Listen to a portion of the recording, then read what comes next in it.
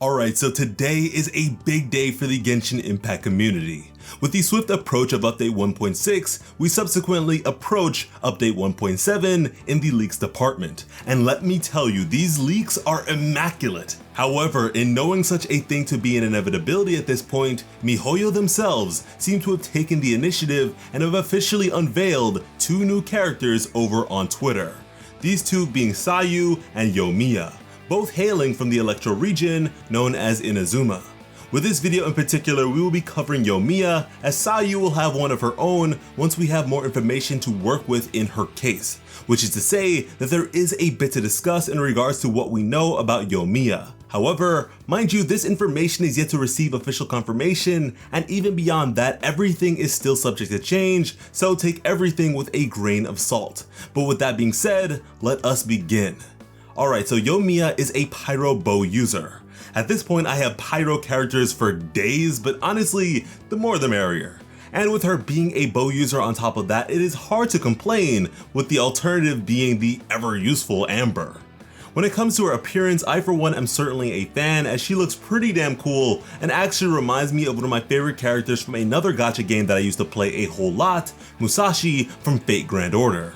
In regards to her story, Yoimiya is an ever-skilled pyrotechnician and the owner of Naganohara Fireworks, therefore earning her reverence as a household name and the queen of the summer festival.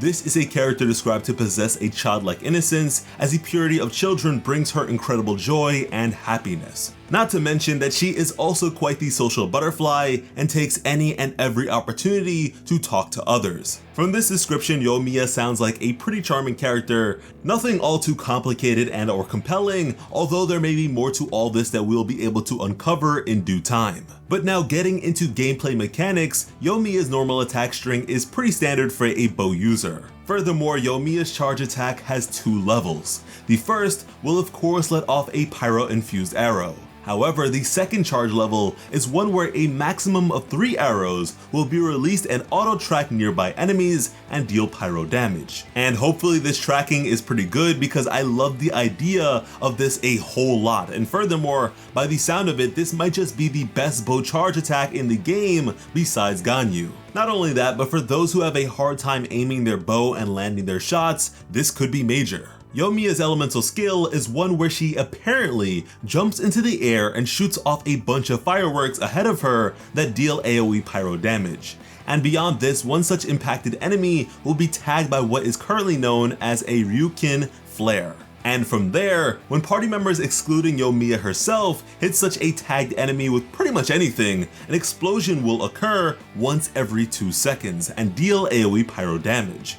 If the tagged enemy dies, the tag will then be transferred to another nearby enemy and pick up where the last one left off in regards to its duration. If Yoimiya herself gets knocked out, then the tag will go away as well. Now this is pretty damn cool and pretty great for pyro-based elemental reactions, something heavily incentivized by the fact that Yoimiya doesn't seem to be able to take full advantage of these benefits by her lonesome. For her elemental burst, Yoimiya is said to light up a few strings of fireworks that let off flames revolving around her. This burst from there converts her normal attack damage to pyro and increases its overall damage as well. Now something I find interesting is that during this burst, Yoimiya's level 2 charge attack no longer creates tracking arrows, which is a bit odd to me. Furthermore, these effects are all removed if the character is switched out. And at that, being unable to capitalize on her tags herself, while also being the only one to benefit from her burst, one that invalidates what sounds like a pretty good tracking attack, is all around just a strange concoction to me on paper. Again, everything we're discussing here does have the possibility of being changed at a later point, but although I'm sure it'll all work out in the end, as it currently stands, a lot of this seems a bit counterintuitive to me. But as for her constellations, they sound pretty damn good. At C1, apparently, the duration of her tag is increased by 4 seconds, and even more than that, when an enemy is defeated under this effect, Yoimiya's attack is increased by 20% for 20 seconds, which is a crazy buff. Now if this stacks, which I doubt it will, this character will be godly at C1. But regardless, 20 seconds is a very long time, a length of time I imagine is afforded on account of the character being unable to capitalize on her skill to its utmost potential by her lonesome. But man oh man, getting this off then switching back to her and using that burst is bound to be madness. For C2, whenever Yoimiya's pyro damage lands a crit, she gains a 25% pyro damage bonus for the next 6 seconds, an effect she gains even if she is off the field, and good lord, the percentage buffs here are ridiculous. If you can get her crit rate where it needs to be with her burst, you can turn that aforementioned madness into sheer insanity. C4 makes it so that whenever Yoimiya's tag causes an explosion, the cooldown of her burst is decreased by 1 second. Now sure, this one isn't the absolute craziest thing in the world, but it sure does seem to up the efficiency of any rotation involving the character. And finally, for C6, during her elemental burst, for every normal attack, there is a 40% chance that an extra flame arrow will be fired and deal 50% of the original's damage.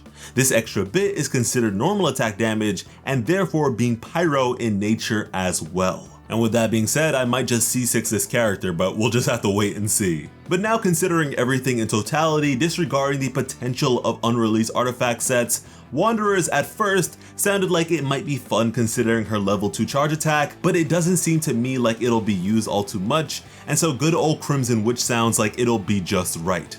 Yoimiya certainly makes use of her pyro affinity, and so buffing that up is certainly a good idea. Now, as a content creator, collector, and whale, I'm somewhat obligated to get every character, but Yoimiya, at least on paper, is one that I definitely want to have. She sounds really fun, and so I am seriously looking forward to getting a chance to see more of her gameplay and her eventual release, which I imagine is quite a ways away for now. And what's funny about all this is that we don't know if this is a 4 or a 5-star character. But then again, at least as far as I'm concerned, the discrepancy between a 4 and 5-star character is negligible. The only thing to really take note of, in my opinion, is the availability. How likely am I to pull for and subsequently obtain this character is the only thing that's worth noting. And if this turns out to be a 4-star character, ideally, that then means that we can all get our C6s a whole lot easier, if that's what we're going for. But what do you guys think about Yoimiya? For those of you who have been saving up, have your plans been derailed at all by these revelations? Let us know down below, and while you're at it, subscribe to Whalestat with notifications on to stay up to date with all that we do as we continue to delve deeper and deeper into this game that we all adore. With that being said, I have been your host, Slice of Otaku. Thank you all so much for watching and have an awesome day. I love you.